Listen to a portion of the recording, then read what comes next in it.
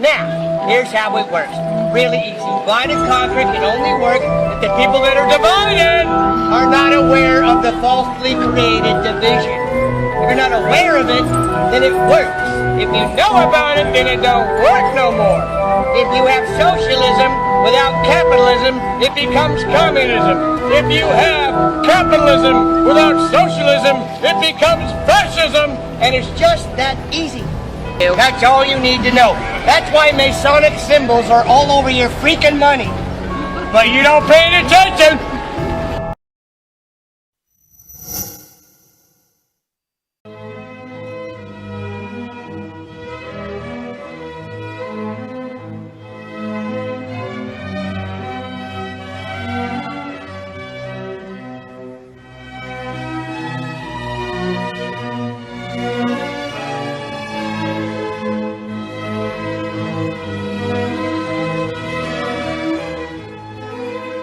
In place of the defiant speeches, the somber strains of Beethoven now ring out over Independence Square. This revolution is moving into a new phase. But amidst the flowers and the children's tributes, flashes of something more sinister. Groups of armed men strut through the square with dubious iconography.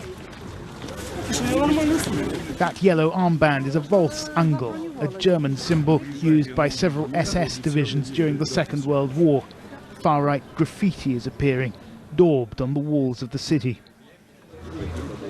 The people who brought down the government were overwhelmingly ordinary Ukrainians, students and doctors, workers and even families, people who simply refused to back down. But the most organised and perhaps the most effective were a small number of far-right groups. When it came to confrontations with the police, it was often the nationalists who were the loudest and the most violent.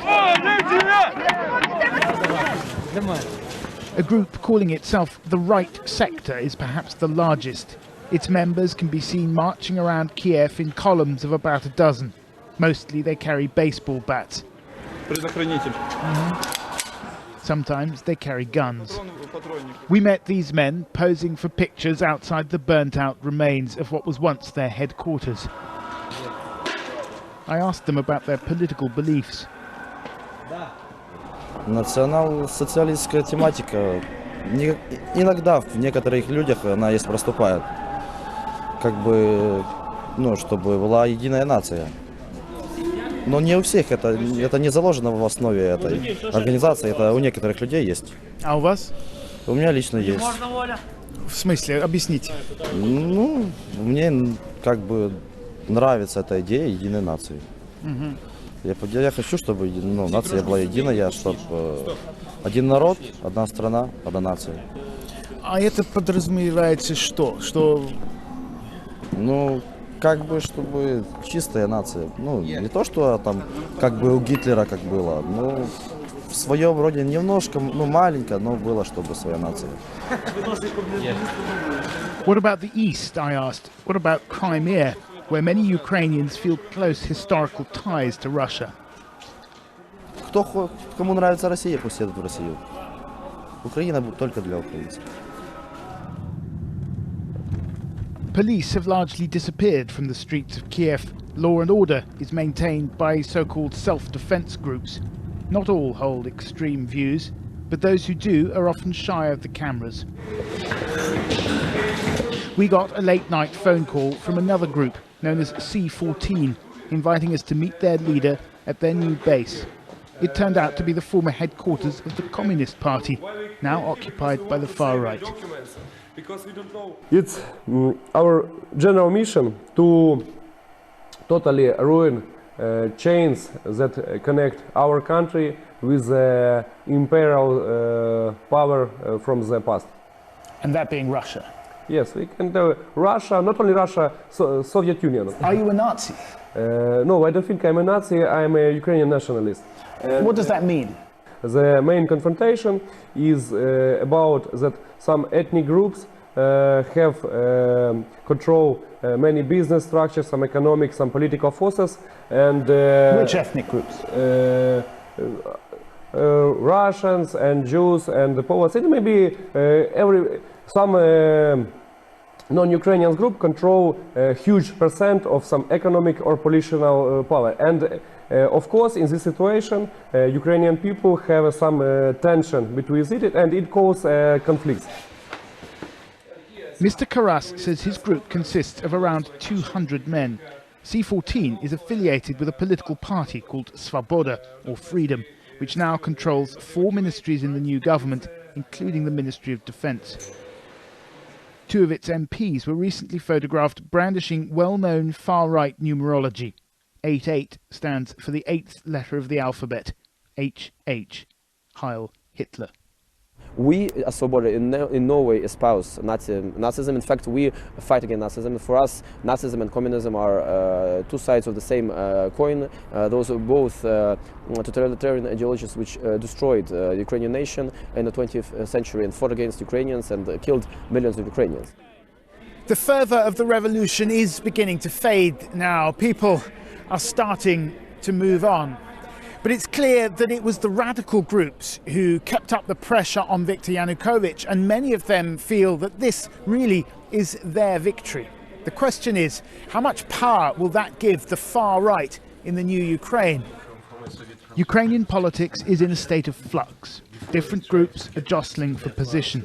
Left-wing activists have also taken control of some government buildings, but it's the right that appears to be coming out on top. When the fighting started, they started to attract more and more young people, and then not only young people, but all kinds of persons. Where they were marginal, regarded as marginal previously, now they are seen as being at the core of the protest, and therefore at the core of those who now have a popular legitimacy to make decisions. With their anti-Russian rhetoric, events in Crimea will almost certainly play into the hands of the nationalists. No one knows exactly how strong they are in terms of numbers, but the influence of the far right in Ukraine is growing.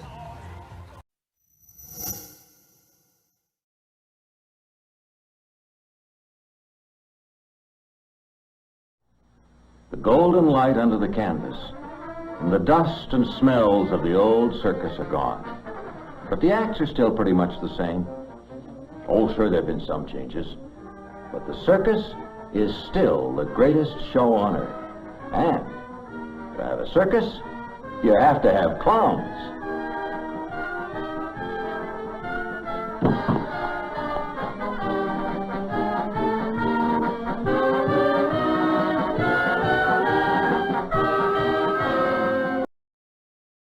We cannot transform our respective energy systems overnight, but we also know that Putin's war will not end overnight. That's why Britain and Germany have joined dozens of allies to supply Ukraine with defensive weapons.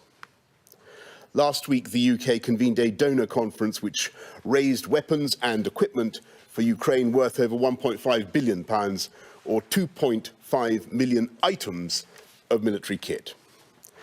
Today I can announce that the UK will send a further £100 million worth of high-grade military equipment to Ukraine's armed forces, including more Starstreak anti-aircraft missiles, which fly at 3 times the speed of sound, another 800 anti-tank missiles, and precision munitions capable of lingering in the sky until directed to their target. We will also send more helmets, night vision, and body armour on top of the 200,000 pieces of non-lethal military equipment the UK has already dispatched. But Olaf and I agree that our 2 countries and our allies must go further and provide more help to Ukraine.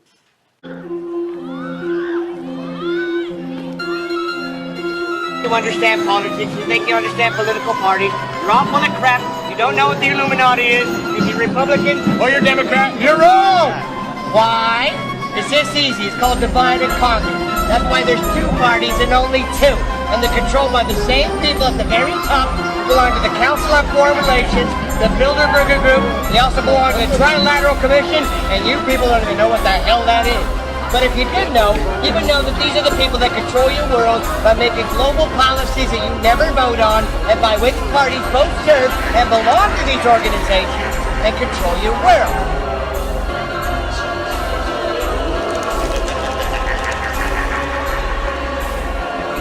Float down here, and you will too. They all float. They all float. Now, here's how it works. Really easy. Divide and conquer can only work if the people that are divided are not aware of the falsely created division. If you're not aware of it, then it works. If you know about it, then it don't work no more. If you have socialism without capitalism, it becomes communism. If you have capitalism without socialism, it becomes fascism. And it's just that easy. I love you. That's all you need to know. That's why Masonic symbols are all over your freaking money. But you don't pay attention. Ridiculous.